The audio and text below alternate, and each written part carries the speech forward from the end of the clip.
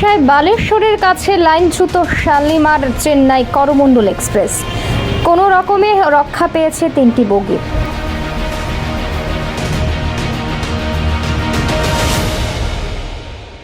দুর্ঘটনাটি ঘটেছে পানপানা বাহানাগা স্টেশনের মাঝে। ইতিমধ্যেই ঘটনাস্থলে পৌঁছেছে 60টি অ্যাম্বুলেন্স। হাওড়া থেকে বাতির একাধিক দূরপাল্লার ট্রেন, বিপাকে যাত্রীরা।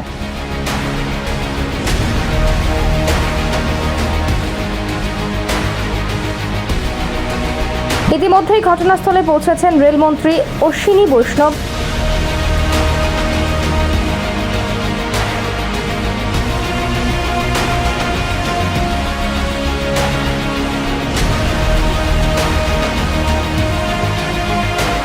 দুর্ঘটনাস্থল পরিদর্শন করেন তিনি। সাংবাদিকদের সাথে কথা বলার সময় তিনি বলেন, প্রথম গুরুত্বপূর্ণ কাজ আহতদের চিকিৎসা করা। বিরোধীদের আক্রমণের প্রশ্নে তিনি বলেন, আমি অনুরোধ করব প্রথমেই আগে আহতদের চিকিৎসা করা হোক। তিনি আরও বলেন, দ্রুত রিস্টোরেশনের কাজ শুরু হবে। ইতিমধ্যে যত মেশিন রয়েছে সেগুলো কাজ শুরু করেছে।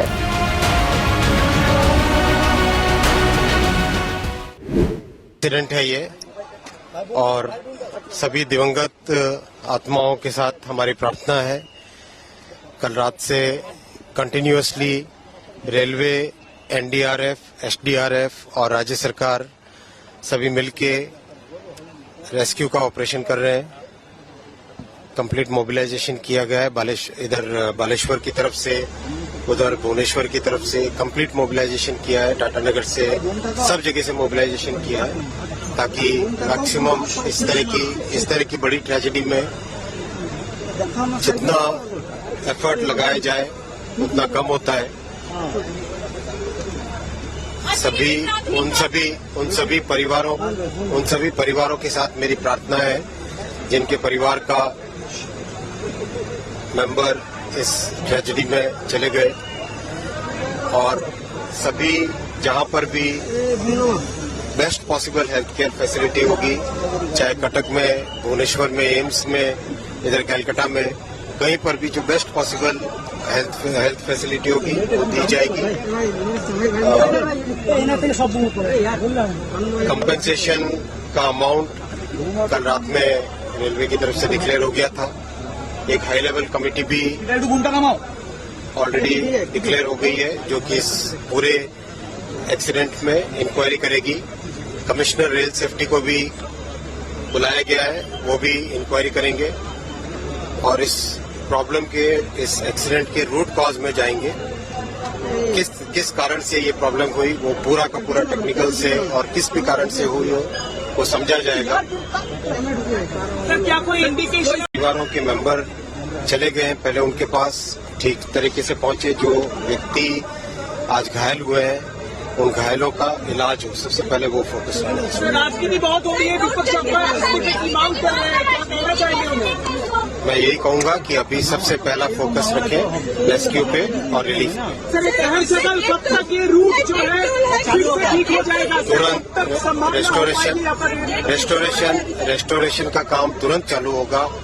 जैसे ही कंप्लीट डिस्ट्रिक्ट एडमिनिस्ट्रेशन की तरफ से क्लियरेंस मिलता है, तुरंत रेस्टोरेशन का काम चालू होगा। ऑलरेडी जितनी भी रेस्टोरेशन के लिए मशीनें हैं वो डिप्लॉय करके सोरो में खड़ी है। अभी ऑलरेडी मैं रास्ते में देख के आया हूँ। उसके बाद चक्कर हुआ, इंक्वायरी के बाद में ही सब कुछ पता चलेगा। अभी नहीं कहा जा सकता, इंक्वायरी के बाद में ही पता चलेगा। डेथ टोल के बारे में जरा जानकारी दे दीजिए। डेथ टोल डिस्ट्रिक्ट एडमिनिस्ट्रेशन और रेलवे एडमिनिस्ट्रेशन की तरफ से कंटिन्यूसली आपको अपडेट किया जा रहा है, उसी नंबर को आप लेके चले। लग रहा है सर, जिसके पीछे अभी कुछ भी कहना उचित नहीं है। इंक्वायरी होने दीजिए और सारा फोकस रेस्क्यू और जो घायल हुए हैं उनके इलाज पे फोकस करें। अभी भी कितने लोग फंसे हो सकते हैं, जानकारी आपको अधिकारियों ने क्या दी? सब सारा का सारा फोकस मैंने कहा, जैसे आपसे, रेस्क्यू और इलाज पे ध्यान दिया जाए, रेस्टोरेशन पे ध्यान देना। Railway board chairman was also there in the morning, so all of them discussed, and it was decided to be extremely careful in cutting those buggies. They can't be just taken out using cranes, so therefore very carefully plasma cutters, gas cutters and hydraulic lifts are being used, and we expect in next 2-3 hours, hopefully they would be able to succeed in getting into those buggies, because it has been compressed from various sides, and also a person has dived into the soil, and one buggy has gone into over the other one. So it's a little difficult situation. So it has to be technically very professionally handled. So the team is working there. Otherwise, rest of the buggies are almost, they are doing a mopping up exercise. Now the teams are also scouting for surrounding areas if any body might have been thrown during the accident or anything, so that they are doing. So once that mop-up exercise is completed and these two buggies are done with, then we will be able to know what is the final damage that has happened to lives. At present, what is the number? There are conflicting numbers coming, and since our district magistrate as well as our senior officers are busy in coordinating hospital and other things, maybe in another half an hour's time I would be able to give you a little closer figure. So the last figure the district collector had confirmed to me is about 238.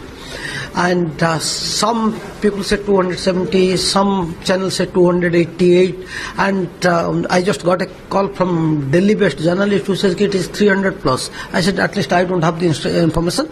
So confirmed is 238, and thereafter if there are any additions, that will let you know in some time. And yes, about 900 passengers were injured to varying degree. 200-250 of them have been discharged after this first aid. About 250 again have been referred to Cuttack, Bhubaneswar, and balance 300 odd are being treated in Baleswar and Bhadrak.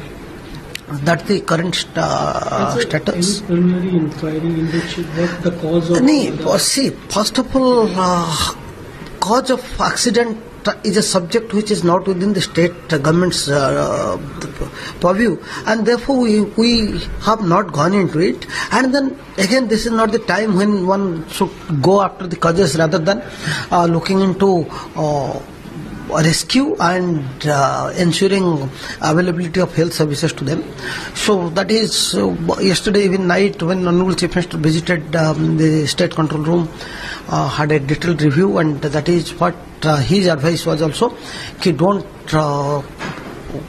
digress, only try to rescue as many as we can and provide them medical support. And today Honorable Chief Minister is there in the site. He had visited the accident site and also the hospital.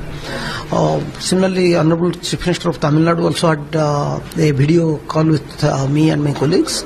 We explained the ground situation. It's a very tragic incident. It's a huge loss of life, and we are hopeful that as we work through the day today to clear the remaining coaches, we'll find more live people to bring out of those coaches, and we are working with all the forces there on ground in total coordination. I'm hopeful this will get completed by today evening. What is your preparation, sir? How you people are facing employment? All the persons. Can I get the question again, please? How are your preparations, sir? How you people are enforcing your persons of NDRF? We are prepared for such incidents. Every year we conduct mock exercises with the railways for such tragedies, and last year we did about 55 such mock drills. So preparation and coordination with railways is very, very good. Hence the response was very immediate and very effective. So I'm hopeful that today we should be able to wind it up. Sir कैसे देखते हैं आप जो पूरी घटना हुई है, आप किस तरह से एनडीआरएफ जो है काम कर रहा है, कितने जो पर्सनल है वहाँ लगे? एनडीआरएफ की 9 टीमें हमने तैनात की हैं। पहली टीम हमारी हादसा होने के 1.25 घंटे के अंदर वहां पहुंच गई थी। उसके बाद 9 टीमें यानी कुल 300 से अधिक रेस्क्यूज वहां आज की तारीख में एसटीआरएफ और बाकी एजेंसीज के साथ में लग के काम कर रहे हैं, और आशा है कि इसको हम आज पूरा कर पाएंगे। सर क्या कहना चाहिए, प्राइमा फेसी क्या आपको वहां से खबर आ रही है, किस तरह का स्पॉट है और कितनी कुछ समस्याएं आ रही है आप लोगों को, जिस तरह से इतना भयंकर जो है? इतना बड़ा हादसा शायद जैसा मैं देख रहा हूं तीसरा सबसे बड़ा हादसा हमारे इतिहास में है। इतना लॉस ऑफ लाइफ है, और 3 ट्रेन्स का इस तरह कोलाइड होना एक यूनिक इंसिडेंट की तरह देखा जा सकता है।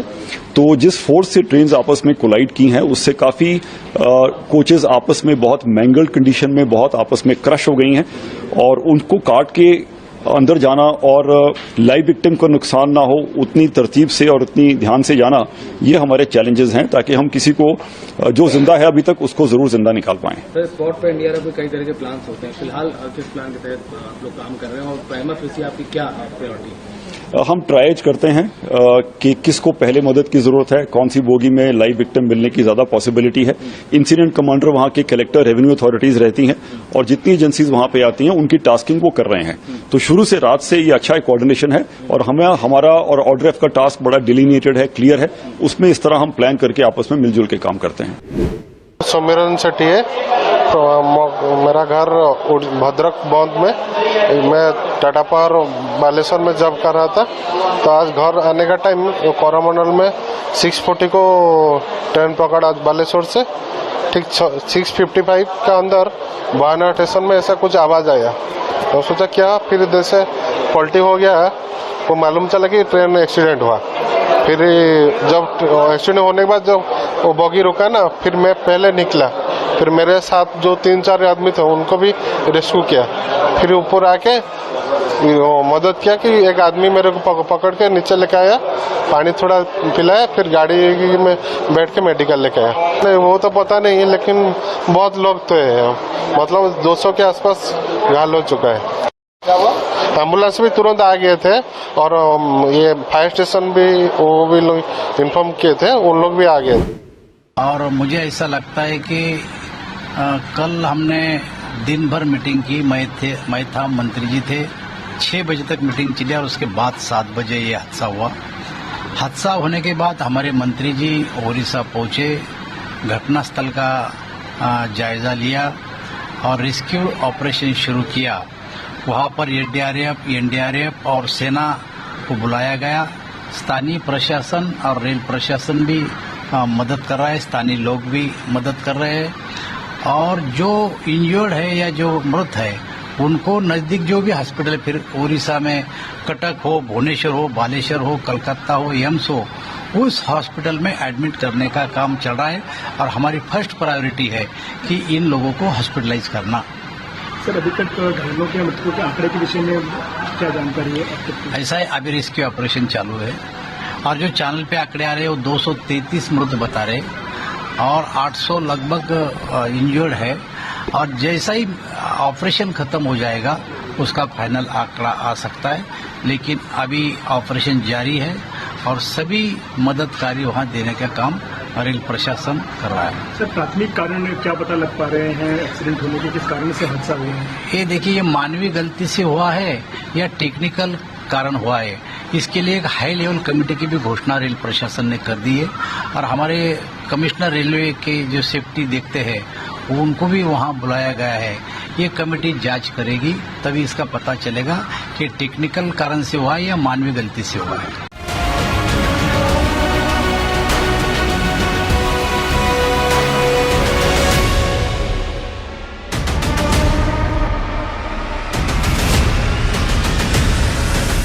Bureau Report, Voice 18।